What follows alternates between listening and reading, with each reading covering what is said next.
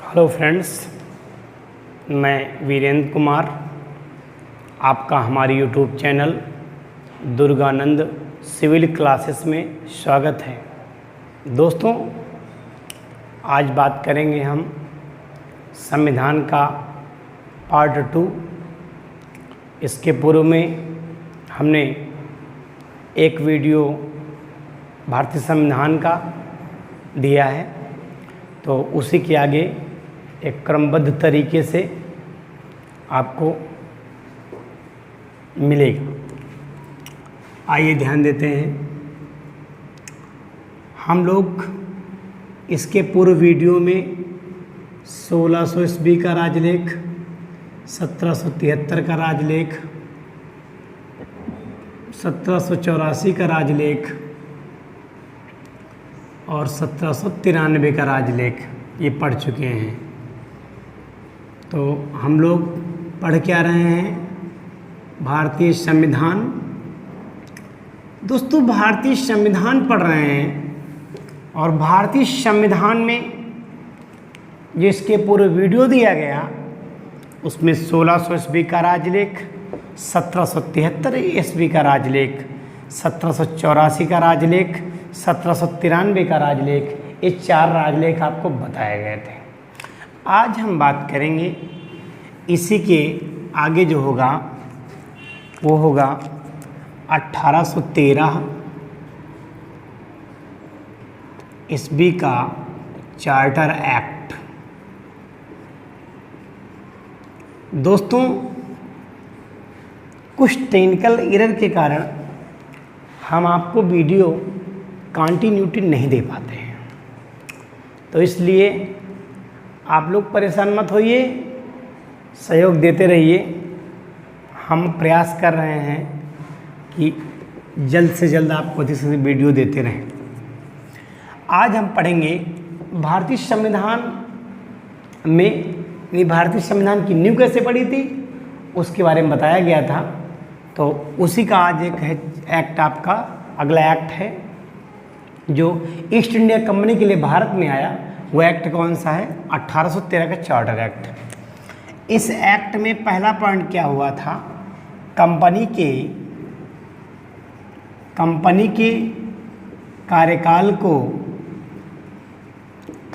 कार्यकाल को पुनः 20 वर्षों के लिए बढ़ाया गया था। दोस्तों, पहला पॉइंट तो ये था, कंपनी के कार्यकाल को पुनः 20 वर्षों के लिए बढ़ाया गया। दूसरा पॉइंट दोस्तों क्या था? ईसाई मिशनरियों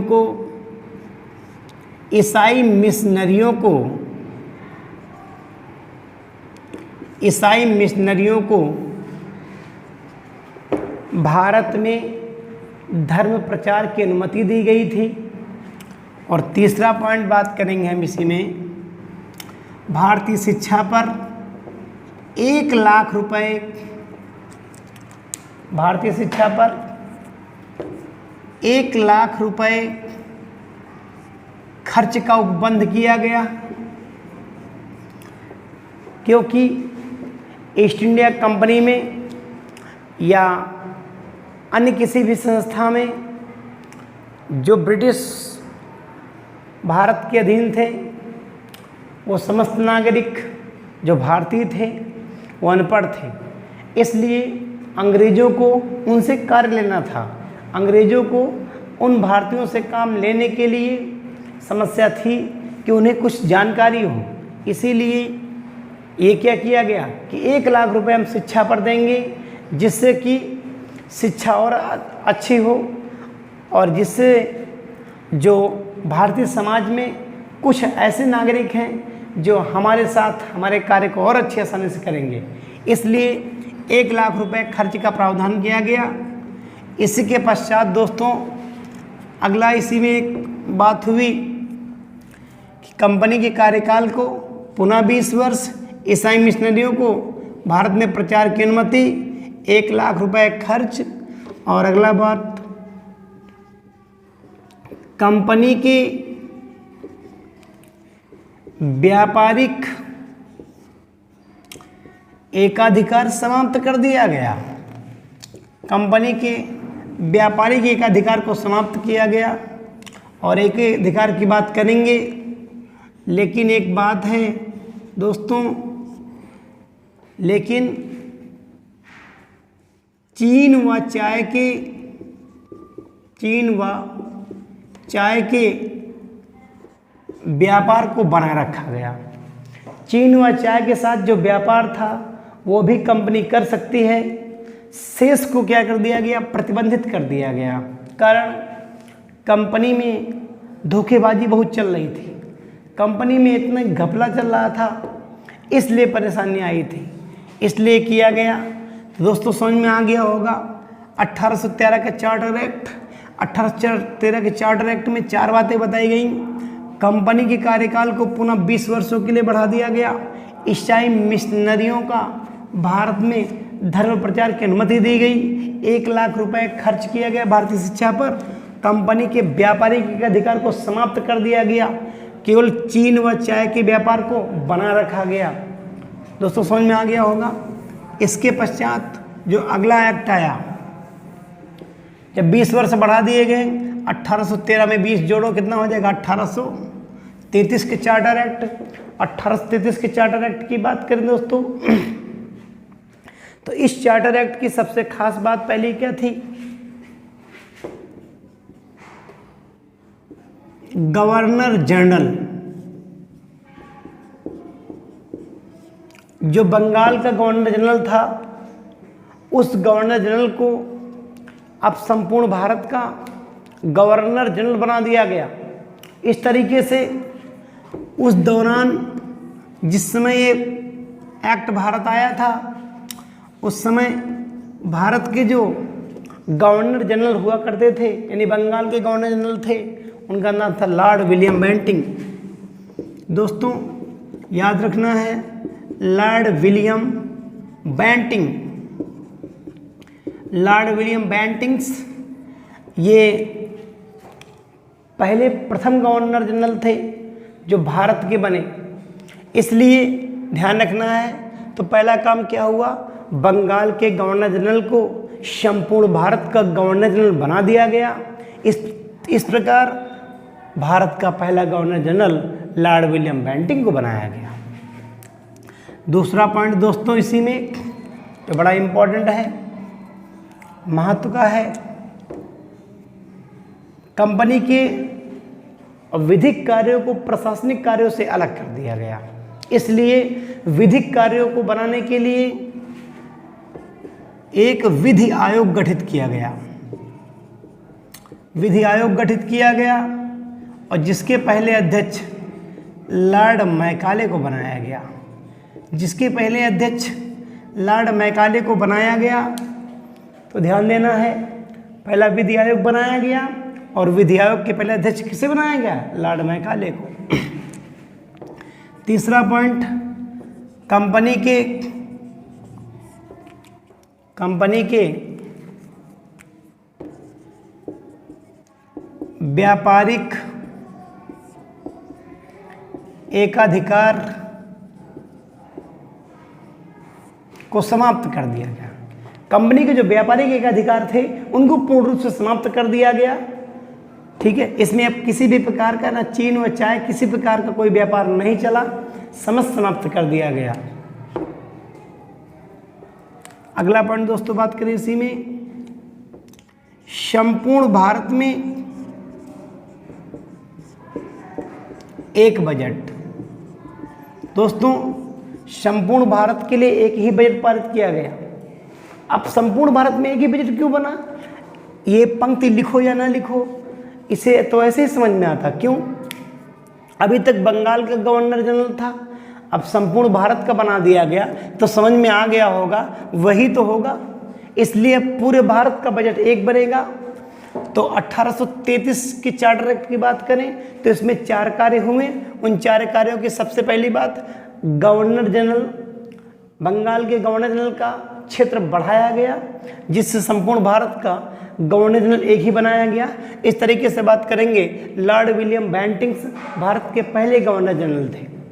दूसरी बात बनाएंगे कि कंपनी के प्रशासनिक और वैधानिक कार्यों को अलग कर दिया गया। जिस प्रकार से मैं कह सकते हैं कि एक विधि आयोग गठित किया गया और विधि आयोग के अध्यक्ष किसे बनाया गया, लॉर्ड मैकाले को। तीसरा पॉइंट है कंपनी के व्यापारिक अधिकार को क्या कर दिया गया, समाप्त कर दिया गया। अब व्यापारिक अधिकार जो था अभी तक उसे बेटा फिनिश कर दिया गया। चौथा पॉइंट इसमें क्या किया गया, संपूर्ण भारत के लिए एक बजट पारित किया गया, अर्थात कि अब भारत में अलग से कोई बजट नहीं बनेगा, अलग अलग प्रांतों में कोई बजट नहीं बनेगा, सभी प्रांतों में एक ही बजट बनेगा। वो प्रांत कौन था? क्लियर, बात समझ में आ गई होगी। दोस्तों अगला एक्ट की बात करें हम 1853 का चार्टर एक्ट। 1853 के चार्टर एक्ट, इसकी बात करेंगे। ये है अंतिम चार्टर एक्ट था। दूसरा पॉइंट, विधान परिषद में 12 सदस्य थे। तीसरा पॉइंट,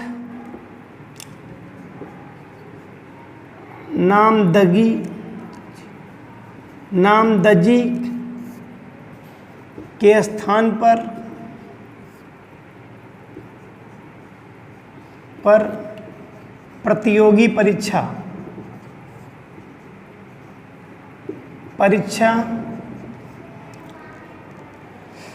की शुरुआत गवर्नर जनरल को वीटो का अधिकार दिया गया। दोस्तों बात करेंगे हम 1853 ईस्वी का चार्टर की बात करें तो सबसे पहली बात मैंने आपको बताया, यह अंतिम चार्टर एक्ट था।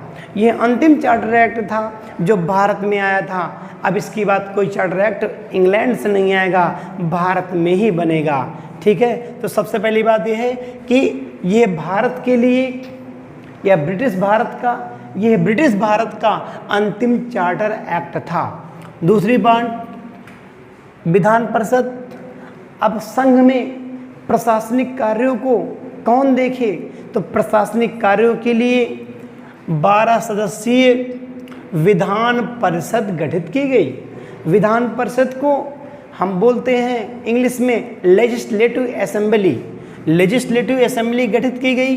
तीसरा पॉइंट, नामजदी के स्थान पर, अर्थात कि कंपनी में कर्मचारियों की नियुक्ति हेतु, कंपनी में अभी तक जो भी कर्मचारी नियुक्त हो रहा था उसकी नियुक्ति हेतु यह प्रक्रिया अपनाई गई कि अब नियुक्ति हेतु नामजदी, मतलब कि किसी का नाम लेकर के लिस्ट नहीं लगाई जाएगी, अब प्रतियोगी परीक्षा होगी, उस परीक्षा को दे करके तब कंपनी में कर्मचारियों की नियुक्ति होगी। तो इसीलिए दोस्तों ये भी पॉइंट यहाँ से क्लियर हुआ। अगला पॉइंट, गवर्नर जनरल को वीटो दिया गया। अब वीटो का मतलब क्या होता है, एक विशेष अधिकार कह सकते हो आप, एक विशेष अधिकार। ये अधिकार केवल एक विशेष पर्सन को ही प्रदान किया जाता है। मैं एग्जाम्पल दूं, जैसे समझें, मान लीजिए मैं एक राज्य का राजा हूं और राज्य का राजा हूं और माना जाए कि बगल वाले राज्य ने मुझ पर आक्रमण कर दिया है और दोनों राज्यों को देखने के लिए क्या है, एक संस्था है। मैं संस्था से न कह के, मुझे संस्था ने क्या दिया है, एक पावर दिया है, एक स्पेशल पावर दिया है, तो मैंने संस्था से ना पूछ करके मैंने गोली चलवा दिया है, मैंने युद्ध कर दिया, डायरेक्ट कर दिया, इसको बोलते हैं वीटो। इसीलिए आज सुना होगा एक संयुक्त राष्ट्र संघ है। संयुक्त राष्ट्र संघ की बात करें तो इसकी स्थापना 24 अगस्त 1945 को न्यूयॉर्क में हुई थी। जो संयुक्त राष्ट्र संघ है, इसमें से ही आप जानते हैं जितने स्थायी मेंबर हैं इनको वीटो मिला हुआ है। वीटो का मतलब होता है एक विशेषाधिकार मिला हुआ है। ये उस संस्था, उस व्यक्ति से बिना पूछे बगैर कोई एक विशेष काम कर सकते हैं। इसका मतलब ये निकला, गवर्नर जनरल को वीटो इसलिए दिया गया, अगर भारत में कोई भी भारतीय व्यक्ति या किसी अन्य कोई व्यक्ति अचानक या किसी प्रकार से विद्रोह करने की भावना उमड़ रहा है, उसकी इच्छा और कुछ है, तो उसके लिए एक विशेष आपातकाल में विशेष अधिकार बना सके, इसीलिए इसको वीटो दिया गया। किसको दिया गया? गवर्नर जनरल को। तो दोस्तों ये था 1853 ईस्वी का चार्टर, ये भी लगभग हो गया समाप्त। अब इसके पश्चात की बात करें हम तो इसके पश्चात एक बड़ी घटना होती है, उसको आपने सुना भी होगा, 1857 ईस्वी की क्रांति। 1857 ईस्वी की जो क्रांति होती है, ये क्रांति अथक और एक दीर्घकालीन क्रांति थी। इस क्रांति की हम बात करें तो क्रांति इतनी यूनिटी से पहली बार भारत में ये क्रांति फैली जिसने अंग्रेजों के जड़ को हिला दिया। इसलिए हम बात करेंगे इस क्रांति के बारे में थोड़ा। इस क्रांति के पश्चात ही भारत में अंग्रेजों को झुकने का कार्य किया गया। भारतीयों ने ये काम किया कि झुकना पड़ेगा तुम्हें, और झुक करके तुम्हें चुपचाप निकल जाना, भारत छोड़ करके भारत में दिखाई मत पड़ना, इसको बात कही गई, इसको लेकर के बात कही गई। इसलिए ये जो आपका रिवॉल्यूशन हुआ, क्रांति हुई, ये एक घातक क्रांति थी। एक क्रांति ज़्यादा फैली, इसलिए ध्यान में रखना है आपको। इस क्रांति के पश्चात हमारे यहाँ आपातकाल में गवर्नर जनरल ने बैठक बुलाई।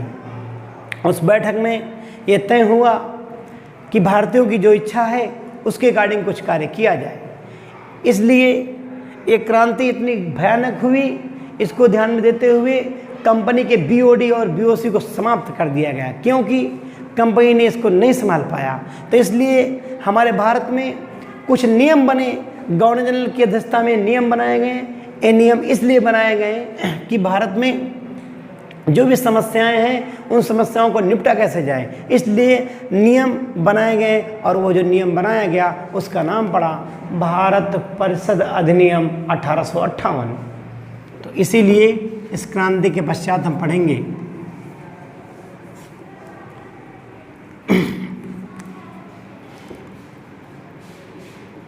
भारत परिषद अधिनियम 1858। भारत परिषद अधिनियम 1858, इस बात को हम जानेंगे।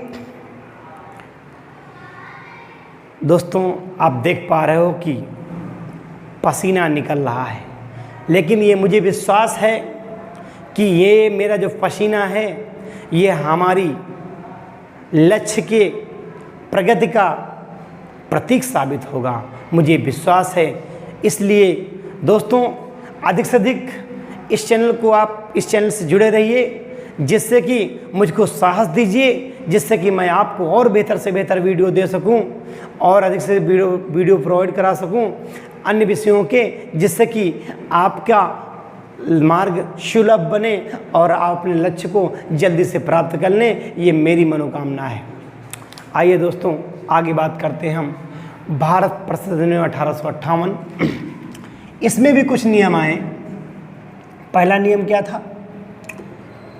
बीओडी और बीओसी को समाप्त कर दिया गया। समाप्त।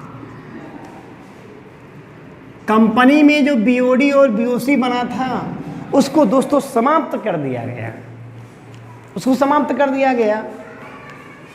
कंपनी ने गड़बड़ काम किया ना, कंपनी के सामने ही 1857 का रिवॉल्यूशन होता, उसको संभाल नहीं पाती है, इसलिए ऐसा हुआ। दूसरा पॉइंट,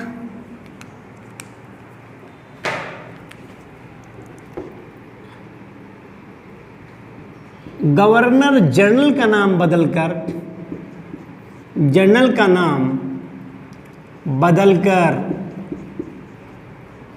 वायसराय।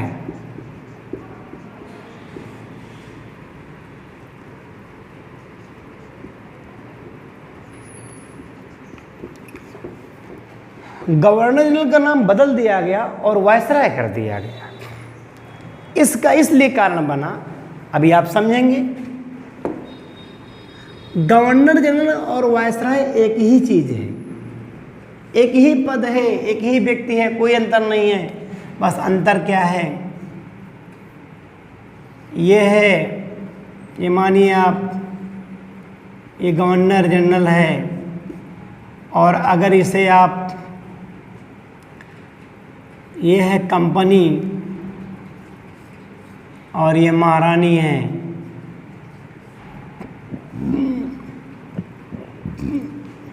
भारत के शासन के लिए जब महारानी अपना प्रतिनिधित्व नियुक्त करेंगी, भारत के शासन के लिए जब महारानी अपना प्रतिनिधि नियुक्त करेंगी तो उसको हम बोलेंगे क्या, वायसराय,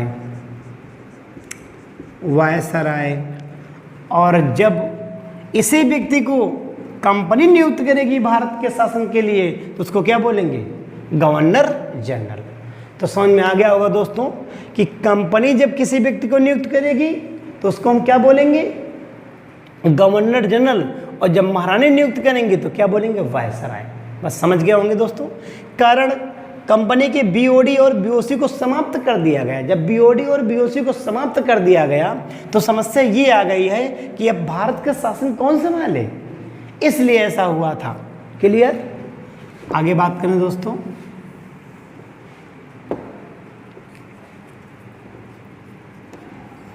इतना जब कार्य हुआ उसके पश्चात गतिविधियां और बढ़ाई गई।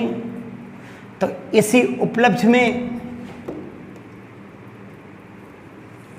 इंग्लैंड की उस समय महारानी थी, उनका नाम था एलिजाबेथ। इंग्लैंड की जो महारानी थी उनका नाम एलिजाबेथ था। एलिजाबेथ ने विचार किया कि आखिरकार किया क्या जाए, इसलिए एलिजाबेथ ने सोचा कि अगर हम भारत के लिए कुछ नियम कानून नहीं देंगे तो कैसे काम चलेगा। इसीलिए एलिजाबेथ ने अपने कुछ नियम जारी किए थे, और नियम जो जारी किए वही नियम क्या बने, जो नियम बनाए वही जारी किए, उनको मैग्ना कार्टा कहा गया। तो ये बता रहा हूँ। अगला पॉइंट ध्यान दीजिए, भारत सचिव की नियुक्ति की गई। एक भारत सचिव की नियुक्ति इंग्लैंड में की गई। भारत के शासन व्यवस्था को, राजस्व को देखने के लिए एक भारत सचिव की नियुक्ति इंग्लैंड में की गई, और इसकी सहायता के लिए 15 सदस्यीय विधान परिषद बना दी गई। तो 15 सदस्यीय भारत परिषद गठित की गई। 15 सदस्यीय भारत परिषद गठित की गई। इसमें से अलग अलग की बात आई है। 8 व्यक्ति जो होंगे वो महारानी नियुक्त करेंगी, और 7 व्यक्ति होंगे वो बीओडी के होंगे। 7 व्यक्ति बीओडी के होंगे और 8 व्यक्ति महारानी के होंगे। महारानी अपने अकॉर्डिंग सबको नियुक्त करेंगी। तो बात समझ में आ गया होगा। जो 15 सदस्यीय भारत परिषद का गठन कर दिया गया, भारत सचिव की नियुक्ति की गई, एक पद नया बनाया गया, इंग्लैंड में भारत सचिव का पद बनाया गया। इसीलिए जो भारत के राजस्व का प्रतिनिधित्व करेगा, इसलिए इसको बना दिया गया। इतने कार्य आपके भारत परिषद अधिनियम 1858 में हुए थे। इसके पश्चात दोस्तों हुआ क्या, उस समय जिस समय ये एक्ट आया उस समय इंग्लैंड का पीएम पार्मस्टन था, और इंग्लैंड की महारानी विक्टोरिया थी। तो इंग्लैंड की महारानी विक्टोरिया ने विचार किया कि अब हम भारत के लिए नीतिगत बयान जारी करें। इसीलिए नीतिगत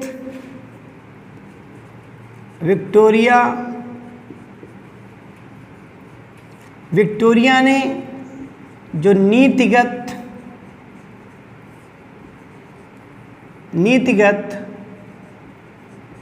बयान जारी किया, इन्हीं नीतिगत बयान को भारत के शिक्षित व्यक्तियों ने शिक्षित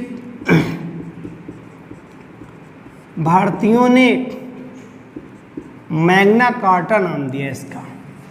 इसका नाम क्या दिया? Magna carta.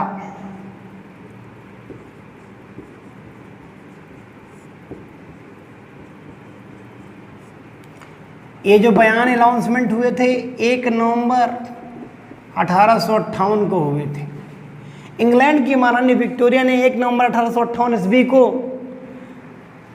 भारत के विषय में नीतिगत बयान जारी किया, जो ज़रूरत थी अनाउंसमेंट किया, और जो इन नीतिगत बयान जारी किया तो भारतीय जो शिक्षित भारतीय हैं उन्होंने इसी नीतिगत घोषणा पत्र को मैग्ना कार्टा कहा।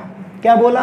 Magna carta. और मैग्ना कार्टा का मतलब होता है अधिकार पत्र, जो स्वयं के अधिकार के लिए हो उसे अधिकार पत्र बोलते हैं, मैग्ना कार्टा बोलते हैं। इस प्रकार से 1858 का ये भारत प्रसिद्ध नियम समाप्त हो जाता है।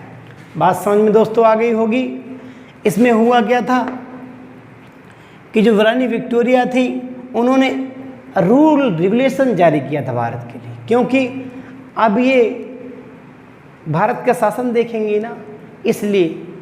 ठीक है दोस्तों, शेष जो बचे हुए हैं अभी कुछ एक्ट्स और हैं उनको भी पढ़ाना है, लेकिन दोस्तों बात समझें हमारी। थोड़ा सा ज़्यादा लंबे वीडियो बनाने से क्या होता है, विद्यार्थी को प्रॉब्लम क्रिएट होती है। इसलिए मैं प्रयास कर रहा हूँ कि मीडियम वीडियो बनाए जाएं, मीडियम टाइम हो जिसमें 40 से 45 मिनट, जिससे बच्चों को प्रॉब्लम क्रिएट ना हो। तो आप लोग प्रयास करिए, अधिक से अधिक लोग दुर्गानंद सिविल क्लासेस में जुड़िए और अपने लक्ष्य को प्राप्त करने के लिए आप हर विषय उपलब्ध यहाँ पर मिलेंगे आपको, बिल्कुल। ठीक है, कुछ प्रॉब्लम क्रिएट होती मैंने बताया आपको, इस वजह से मैं आपको वीडियो प्रोवाइड नहीं करा पाता हूँ। तो दोस्तों आज यहीं तक, अगला वीडियो पुनः मिलेगा। नमस्कार।